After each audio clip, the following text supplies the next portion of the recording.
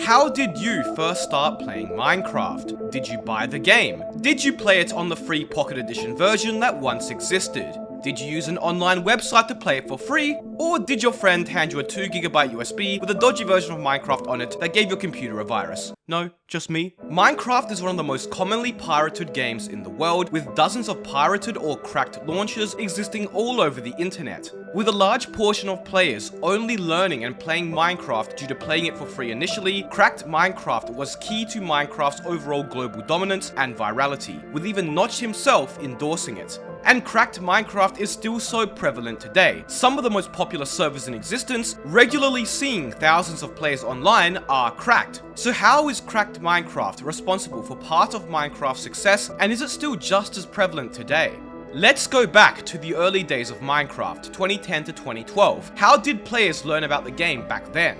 Well, while YouTube was a valuable source of promotion for the game, many early players actually learned about the game through their friends or family. In my case, my friend told me about this awesome game called Minecraft at school, and I remember he would tell me various stories of his endeavors throughout the game every lunch. So you would think that the next step would be to go home, Google the game, and get it, right?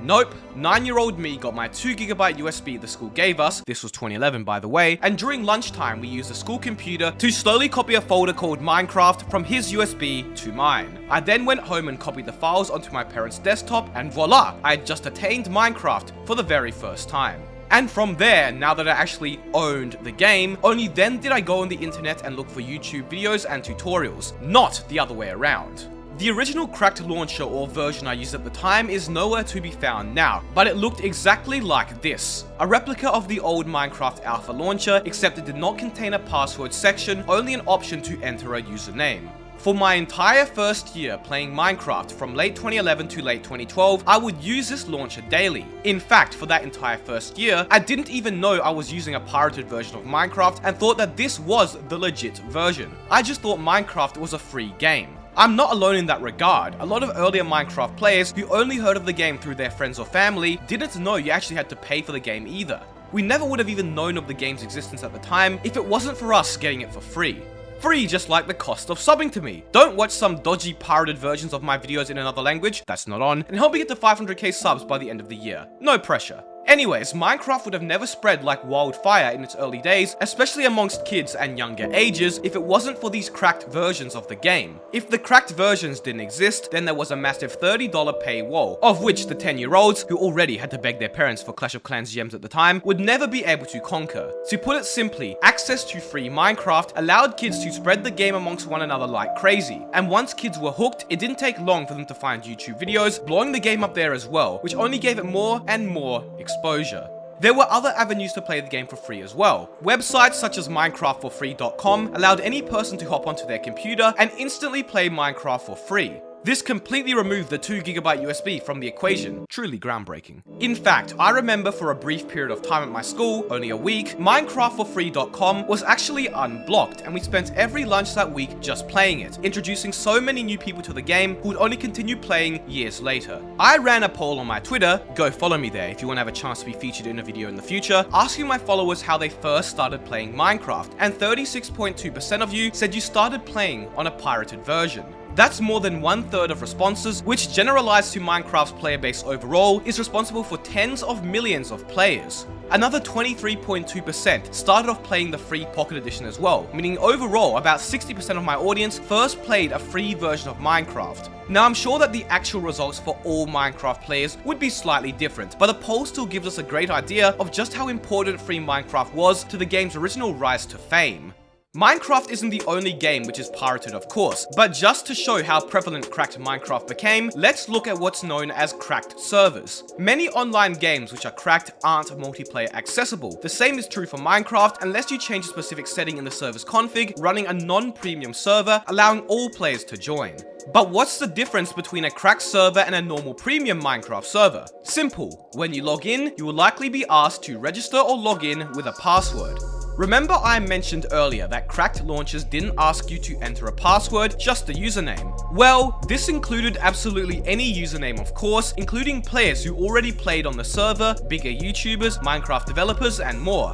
If you used the username of an account which actually existed, you could also use its skin, which was very desirable because you couldn't set skins yourself on cracked Minecraft. And of course, since you could change your username anytime, what was stopping other players from setting their own username to whatever username you had chosen to use and griefing your base? This could happen accidentally as well, because lots of players would use the same popular usernames such as Steve, Captain Sparkles, and many more. The username and password system provided a basic security measure. Now, when I was younger and first joined a cracked server, let's just say I wasn't the wisest. A message popped up on my screen saying type/register password. Since I had only ever played single player prior to this, I copied exactly what the message said. That's right, I made my password. I didn't even realize it was my password either, as logging in after I had registered would prompt a message saying type/login password, of which I of course copied as well. After a few weeks of playing that server, setting up a base, and getting resources, somebody kept trying to log into my account. Or not really account, since I didn't own Minecraft. I guess log into my username is a better way to say it. Anyways, because I was 9 years old and thought I was cool, my username of choice out of the infinite possibility of usernames was Pyro. So epic, I know. Some other kid, I guess, also fancied that same username and kept trying to join the same server with it. Eventually, they actually figured out my password because I had made a password and effectively stole my username. They then changed the password and I never got to play on that server again, until I just changed my username to something else. Such experiences were common in the earlier days of Minecraft, with cracked servers having overwhelmingly young player bases that led to an almost infinite demand of poorly run and dodgy servers that only continue to grow. Notch would even go on to publicly state on Twitter to a fan who asked for a free account due to not being able to afford the game that they should just pirate it for now and buy it in the future when they can afford it, also mentioning that they shouldn't feel bad. This tweet was in early 2012 when cracked Minecraft was at its most popular. Notch clearly knew that in the long run it would only lead to further sales. Notch knew how important cracked Minecraft was. And oh boy was he right. But what is cracked Minecraft's influence like today? I did a YouTube community poll, which at the time of me writing this has 33,000 votes. 13% of you guys are still using cracked Minecraft launchers to play to this very day. Considering that Minecraft has sold well over 200 million copies, and we know Java is responsible for at least 30 million of such sales since 2019, it can be estimated that there's at least 4 million or more cracked users who have played since then, likely many more. I've lost count of the number of times a player has joined my Minecraft server, og-network.net's Discord, asking if they can use cracked Minecraft, or DMing me the very same question. Clearly the demand and player base for cracked Minecraft is still present today. There are various popular cracked Minecraft launchers used often. T-Launcher, which is totally not run by some dodgy company in Russia and totally didn't Google Translate most of their website, is like the modern day equivalent of the old cracked launcher I showed you earlier. I recommend you don't use this launcher specifically, however, as there is lots of issues with it potentially being riddled with spyware and likely other malicious files. Ironically, they even have a premium version of the launcher, which you think wouldn't do much considering their main user base is players who don't want to pay for Minecraft, but hey, it must be working somewhat. Many cracked launchers feature great GUIs, with features even the official Minecraft launcher is lacking, innovating to stay relevant. Furthermore, there are still large cracked servers which see quite a lot of popularity. Pika-network is the hypixel of the cracked player base, featuring a bunch of bootleg minigames and rip-offs of other game modes popular on normal servers.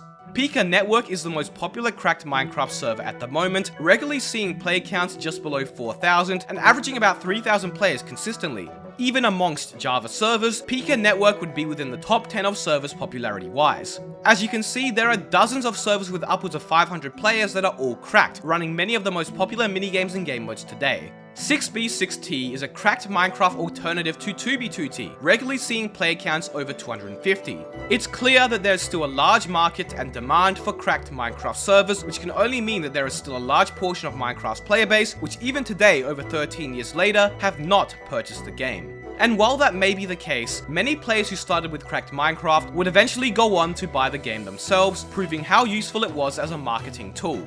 Notch clearly understood this early on, even endorsing it himself. Without cracked Minecraft, it's likely the game would have never spread and reached such virality. I hope you enjoyed the video. Be sure to subscribe and help me get to 500k by the end of the year. Thank you all so much for watching.